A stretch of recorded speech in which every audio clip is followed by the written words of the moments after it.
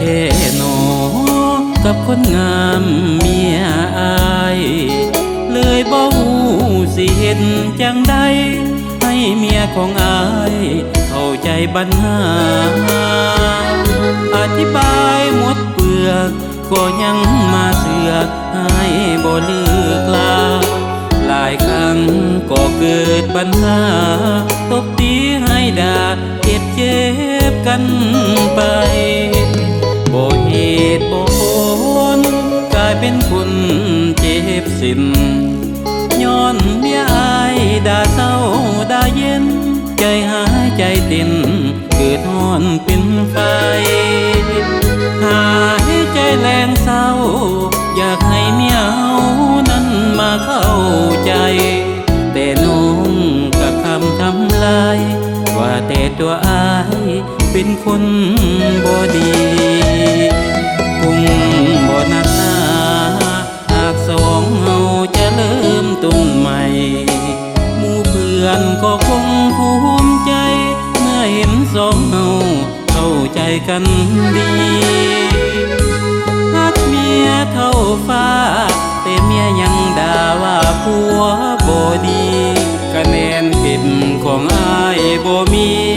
เลยกลายเป็นที่สีปากของเมียเมื่อยใจเทนอกับเมียเฮาคนนี้ผัวเฝ้าหักและยังหวังดีแต่เมียเฮาตีเฝ้าให้แต่เสียหรือเกิดขัดข้องสภาพเงินทองบ่นอนางเมีย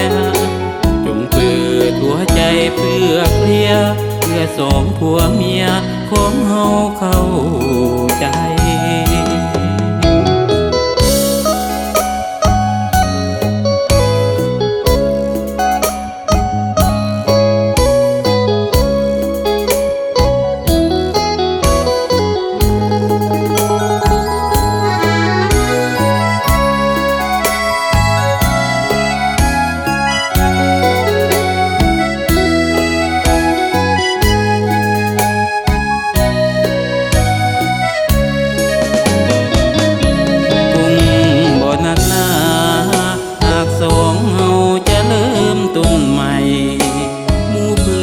ก็คงภูมิใจ